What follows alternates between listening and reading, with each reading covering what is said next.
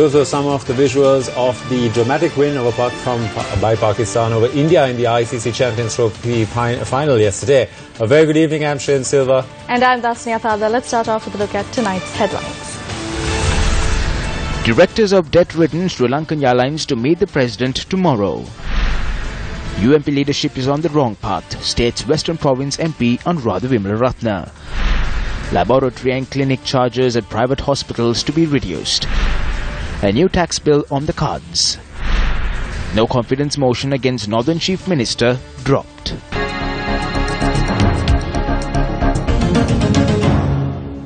The 60th anniversary of the Society of Government Pharmacists was held under the auspices of President Maithripala Sirisena today. The anniversary celebrations were held at the BMICH.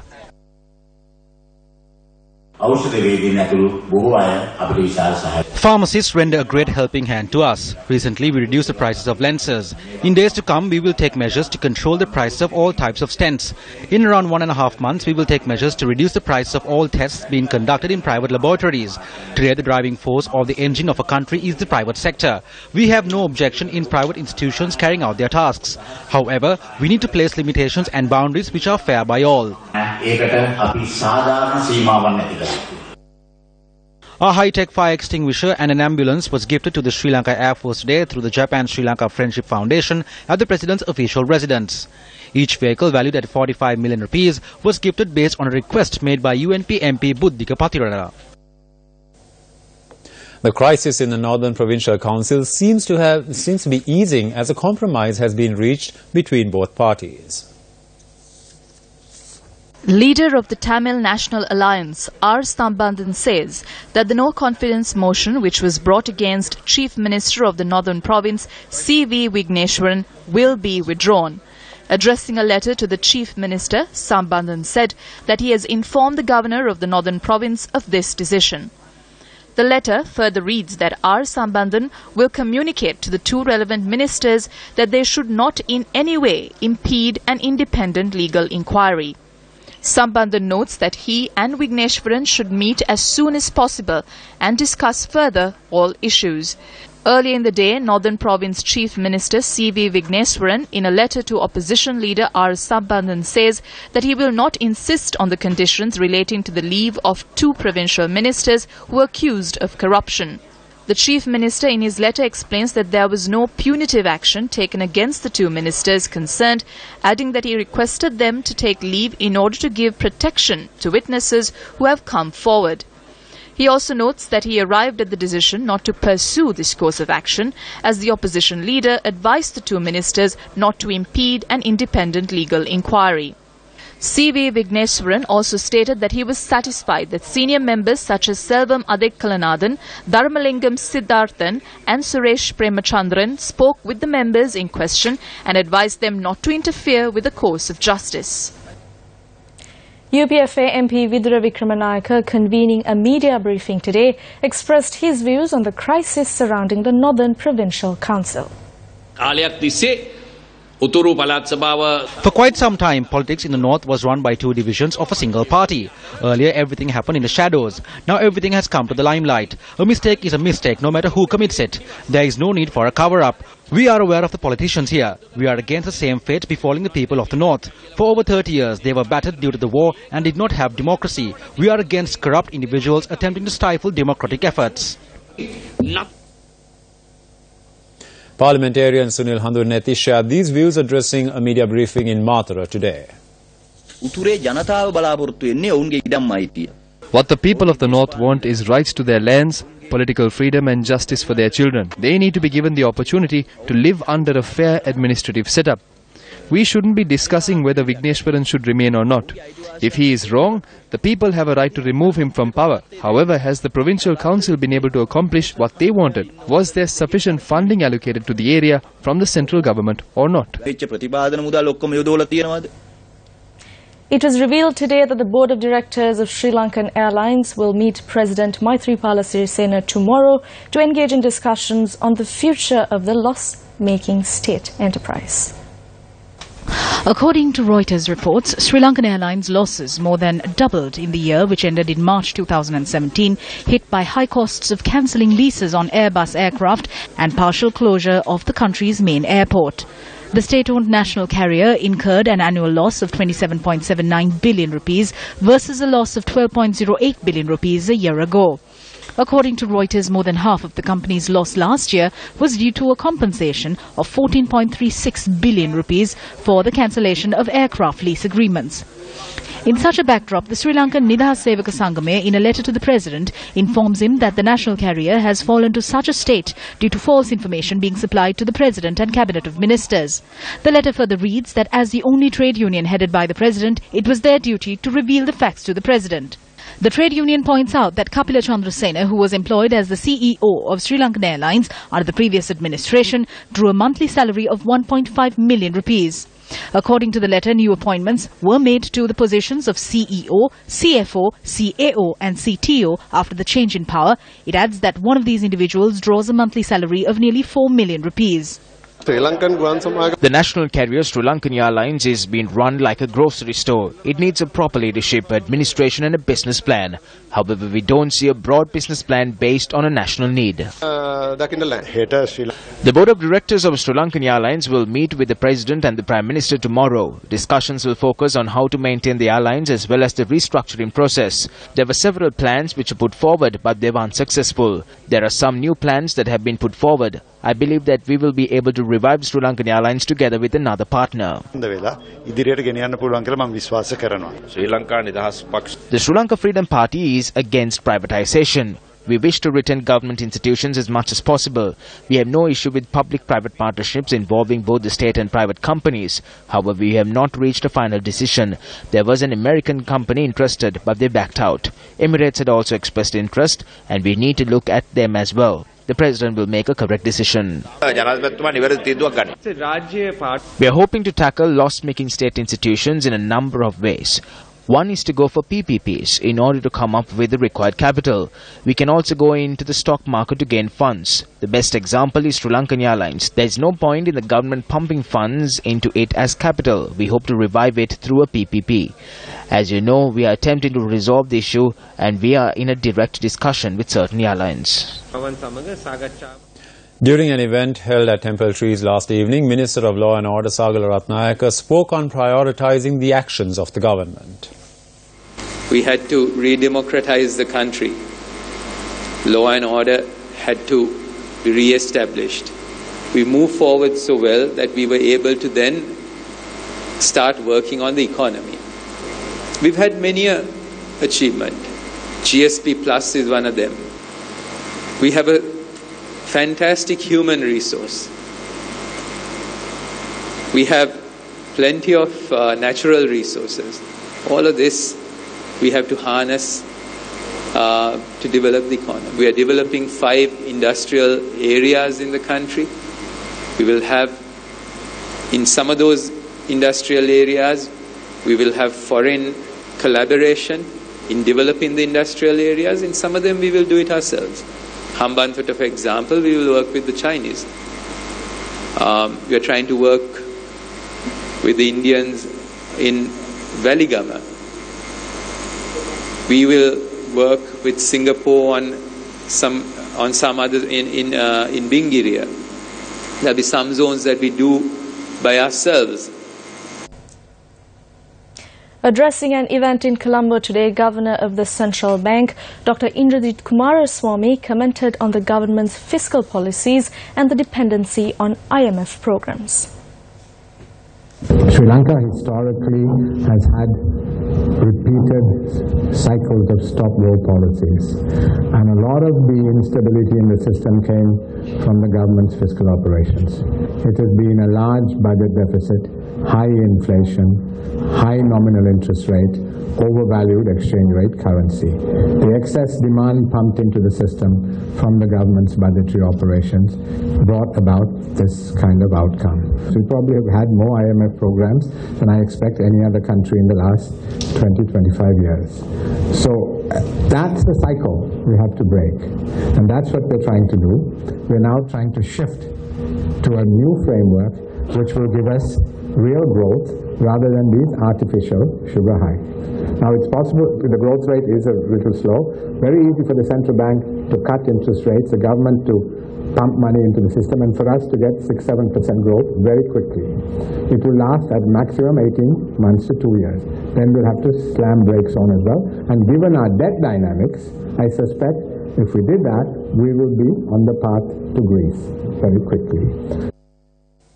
In the meantime, at a media briefing held today, State Minister of Finance Eran Wickramaratne commented on tax reforms and the controversy surrounding the purchase of vehicles for ministers and state sector officials.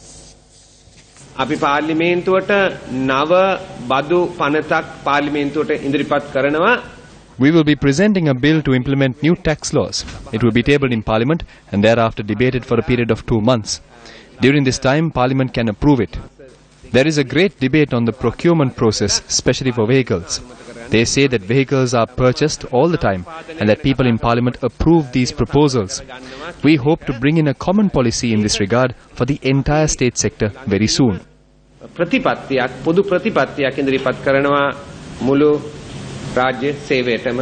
Questions were also raised on the mansion tax that was due to come into effect under the previous government. මන්දිරයක් නෑනේ මට. පසුගිය අයවැය තුල නොයෙකුත් යෝජනා ආවා. I don't have a mansion. During the last budget, we received various suggestions, but I know that all those ideas have not been implemented. As I said earlier, when this bill is forwarded in Parliament, there will be some certainty. At one glance of the bill, you will know the taxes which will come into effect. If certain taxes are not mentioned in the bill, that means they will not be included. Auditor General Gamini Vijay Singha was questioned on his report to COPE in relation to the issuance of bonds at the Presidential Commission of Inquiry today, day 54.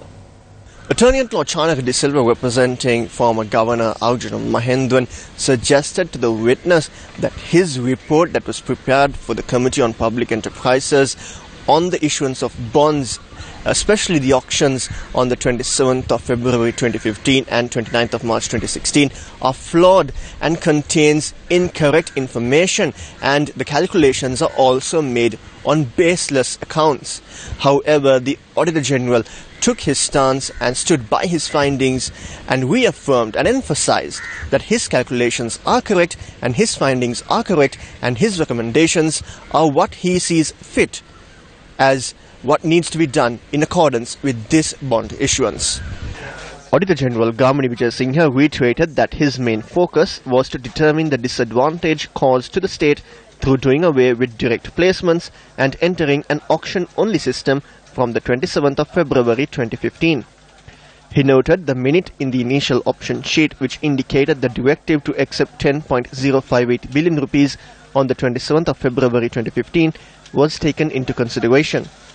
When questioned why the second option sheet for the auction prepared by the Public Debt Department was not included into his report, the Auditor General said a second option sheet was not available to them and it only came to light when COPE was recording oral evidence. The Auditor General said that the bids of large values which were placed during the final phase of the controversial auction raised concerns and they were taken into consideration when preparing the report. Counsel Chanaka De Silva, appearing for the former governor, pointed out that 50% of the bids made on that day were placed after 10:30 a.m. and all bids placed by the Bank of Ceylon were between 10:56 and 10:57 that morning. The attorney also suggested that it was the former Assistant Superintendent of Public Debt, Dr. M. Azim, that had made the decision to raise 1 billion through the auction. The Auditor General could not confirm that to the Commission. It came to light that the total refunds from the EPF from 2010 to 2016 had increased gradually, while the net contributions have dropped on annual basis. This was revealed when the Council questioned the witness on the funding availability of the Employees' Provident Fund. The Socialist People's Front convened a media briefing and commented on the government's efforts to arrest Venerable Galabudatte Gnanasara Thero. I told the police publicly where they should start their investigation. They should do so by questioning Champika Ranawaka.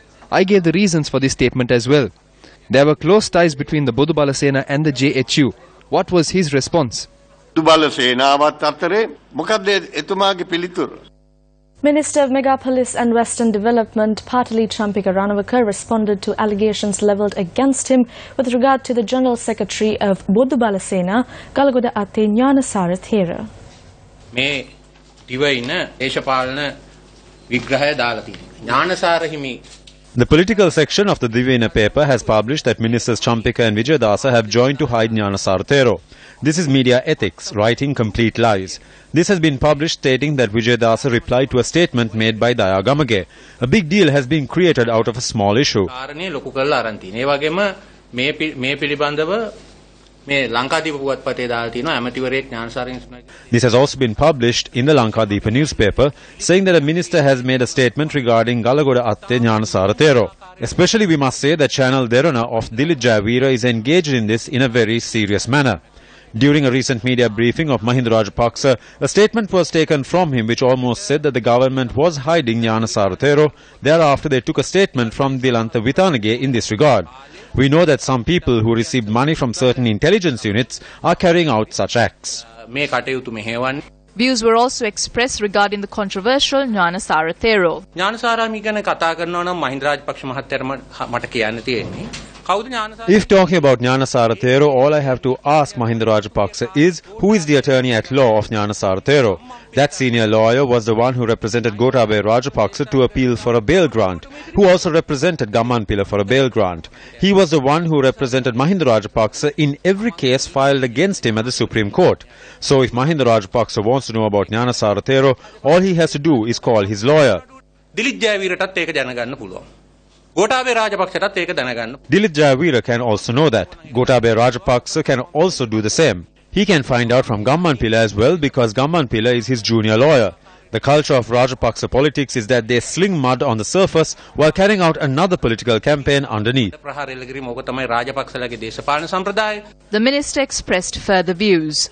Gnanasara හිමියෝ 2005 ජනාධිපති වාරණයේදී උදව් කළේ රනිල් වික්‍රමසිංහ මැතිතුමා. Gnanasara Thero supported Ranil Wickremesinghe during the 2005 presidential election. We supported Mahinda Rajapaksa at that main election. Gnanasara Thero was on the other side. When we supported Mahinda Rajapaksa in 2010, Gnanasara Thero supported Sarath Fonseca.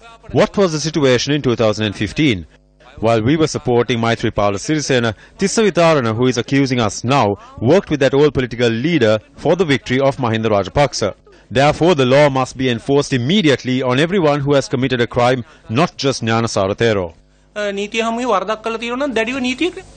Minister of Housing and Construction, Sajid Premadasa, speaking at an event in Tissa Maharama, criticized the former president of making false accusations against the present regime.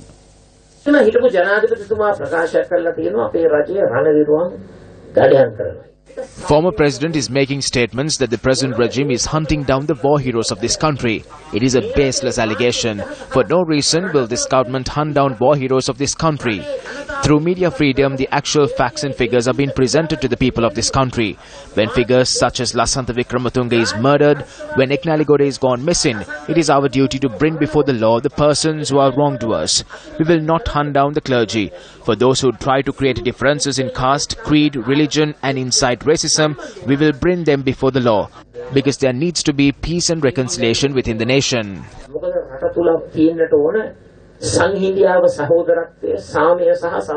The minister expressed these views while laying the foundation stone for the Sihilali Gammaniya in the Hambantota Veeravilawatta, which is constructed under the Yali Pibidemu Uda Gammaniya program in Tissa Maharama. Once constructed, it will be the 111th Uda Gammaniya within the Hambantota district.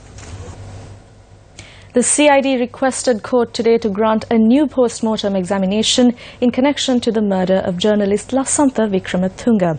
Court ruled that a verdict on the request would be delivered on the 19th of next month.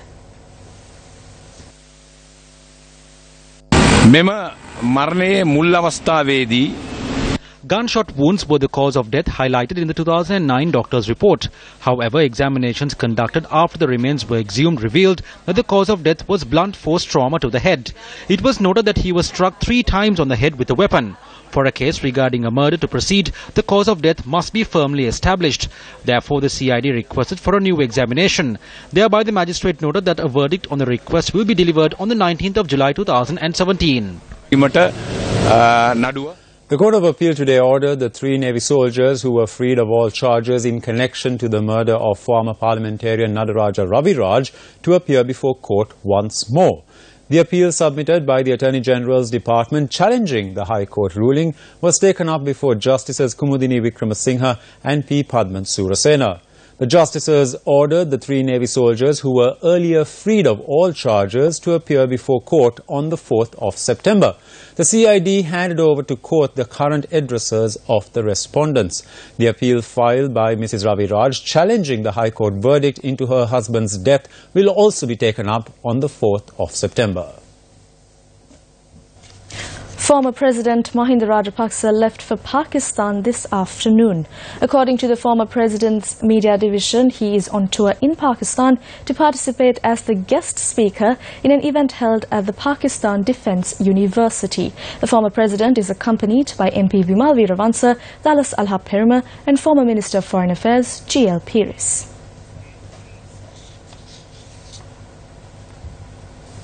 Parents of the Balapitiya Rewata National School refrained from sending their children to school as a mark of protest over the lack of teachers. Out of the 2,600 students that school at the Balapitiya Rewata Vidyalaya, only a few were present today. Parents who arrived at the school staged a protest demanding authorities to resolve the crisis.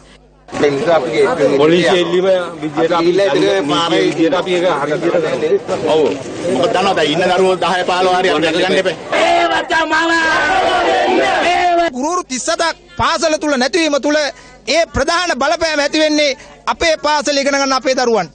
අපි අධ්‍යාපන අමාත්‍යාංශයට වරින් වර දැනුම් දීලා තිනවා, දෙපාර්තමේන්තුවට දැනුම් දීලා තිනවා, අදාළ බලධාරීන් දැනුවක් කරලා තිනවා. හැබැයි මේ දරුවෝ ගානේලා කිසිම සෙවිල්ලක් බැරිලක් අධ්‍යාපන අමාත්‍යාංශය ක්‍රියාත්මක කරන්නේ නැහැ. We asked the Minister of Education about the matter during a ceremony at the Isipatana College in Colombo.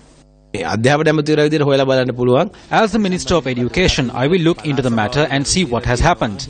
We have informed provincial councils to inform us when there are vacancies to recruit degree holders or diploma holders. So far, we have gazetted to fill 7,000 vacancies.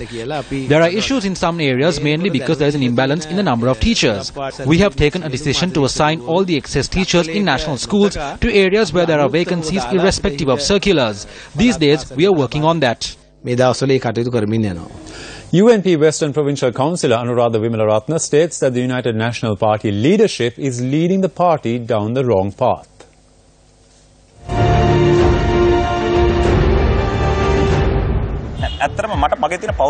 To tell you the truth, this is not a personal issue of mine. About 3 weeks back, they suspended my party membership. This was communicated to me by a letter which was signed by party leader Ranil Wickramasinghe. We saw that you had taken a picture of this letter and posted it on social media. Yes, a picture of this letter had been published on social media. However, what I want to emphasize is that I had no personal issue about my party membership being suspended. However, I have an issue with the grounds on which the decision was taken. I took up the plight of the grassroots UNP voter who is being in a stressful situation at the moment. Another reason for my party membership to be suspended is the fact that I highlighted and criticized certain acts of members of the present government which were against public policy. However, speaking on behalf of the public is the duty of a public representative. Due to these reasons, I do not feel it was fair to suspend my party membership. Let's talk about the pressure and stress that is being felt by the UNP supporters. The UNP is not acting in a manner that will protect the fundamental rights of the UNP supporter. It is only when they need the crowds for their rallies and demonstrations that they come to the UNP supporter. Having said that, there is no one in the country to speak to the UNP supporter and listen to their plight. Who should be held responsible for this? Should not your party leader be held accountable for this state? Sadly, I have to accept the fact that at present the party hierarchy have no clue about the state of the lower ranks of the party. So then what you're saying is that the party has come to a point where the leader does not answer to the party membership. This is not me who says this. It is the party membership. It has come to a point where we cannot walk on the road. The members of this party say that the misdeeds of the previous regime are being repeated by this government as well. So what you're saying is that parliamentarians and cabinet members are committing wrongs. Yes, they are. Who are these politicians? Are you trying to have more cases filed against me? Are you afraid? I'm not afraid, but I have enough cases against me at the moment. Back then the people of this country said that the economy was controlled by one family. Now the people are saying that the economy is controlled by a few classmates of a very popular school. I too am from that school. However, this is what the general public says. And that's a wrap of Primetime News for tonight. For the News First team, I'm Dasnia Thalda. And I'm Shin Silva. Take care and good night.